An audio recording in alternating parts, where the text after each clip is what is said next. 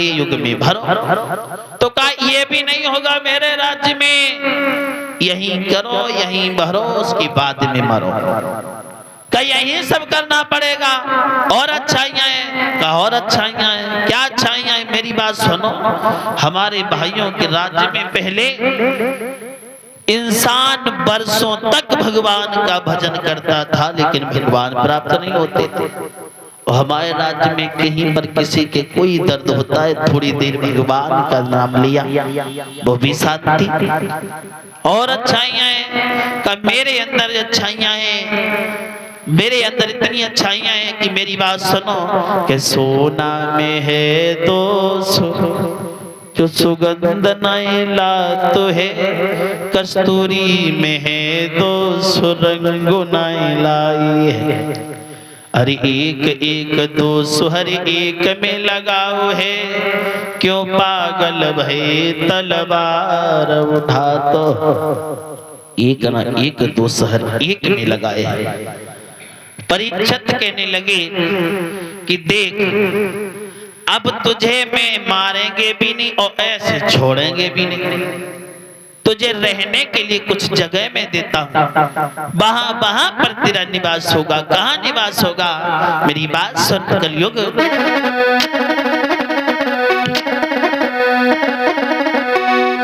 जिस जगह जुआ खेला जाए, उस जगह तेरा ये निवास ये हो।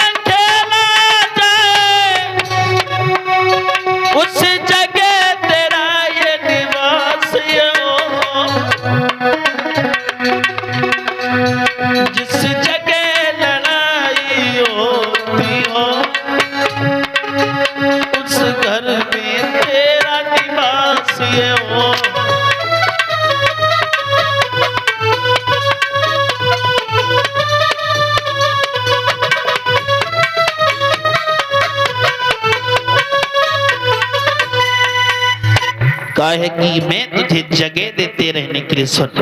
जिस जगह जुआ खेला जाए, उस जगह पे तेरा निवासी हो।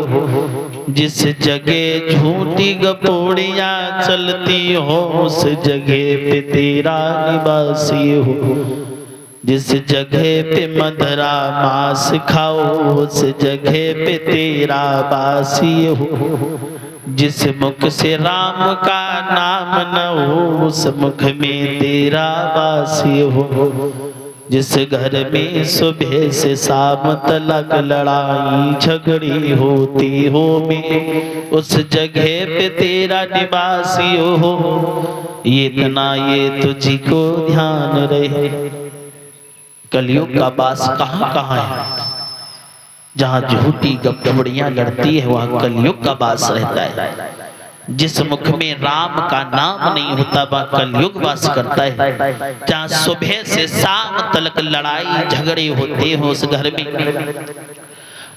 में कलयुग का वास होता है। और जहाँ मदरा मांस खाया जाता हो, दारू शराब का मदरा मांस का पान किया जाता हो, उस घर में कलयुग का वास होता है। कलयुग कहने लगा महाराज आपने मुझे इतनी जगह दे दी, कोई ऐसी जगह नहीं दी जहां बैठ करके मैं थोड़ी देर विश्राम कर सकता। कहा परीक्षित के मुख से निकल गया, जा कलयुग तू कंचन में वास कर, यानी सोने में वास कर। कौन सा सोना? जो चोरी का सोना होता है, उसमें कलयुग का वास होता है। अब क्या किया कलयुग ने? एक छोटा सा रूप बनाया। वो छोटा सा रूप बना करके परीक्षित के सिर पे सवार हो गया। और परीक्षित के सिर पे कलयुग जब सवार हुआ है, तो कलयुग ने छोटा होकर के जब परीक्षित के सर पे सवार हो गए, परीक्षित आगे को बढ़े। जहां देखा है लोमर ऋषि 10,000 वर्षों से तपस्या में लीन है। 10,000 वर्षों से तपस्या में लोमर ऋषि, इनका नाम लोमर ऋषि ही क्यों पड़ा? क्योंकि इनके शरीर पर लोमड़ी जैसे बाल थे, इसलिए इनके नाम लोमर ऋषि पड़ा गया। वैसे आज जब इनका शरीर, तो राजा जैसे परीक्षित आगे बढ़ा है तो परीक्षित को प्यास लगा। परीक्षित कहने लगा, लगता इस राजा ने मुझे देख करके इस महात्मा ने आंखें बंद कर ली। वैसे ही मरा हुआ सर्प उठाया और लोमर ऋषि के गर्दन में डालकर चले आए। लोमर ऋषि के पुत्र थे श्रृंगी ऋषि, जिनके सिर पर बैल की तरह सींग खड़े थे। इनके सर पर बैल की तरफ जब सींग खड़े थे, आगे बढ़े हैं तो अपने पिता का अपमान देखा। वैसे ही कहा है, सुन घमंडी राजा, मैं तुझे श्राप देता हूँ, जा तूने ये मरा हुआ सर्प मेरे पिता के गर्दन में डाला है, जा साथ में रोज यही तक्षक जिंदा हो जाएगा और तुझे डस लेगा, तेरी मौत हो जाएगी।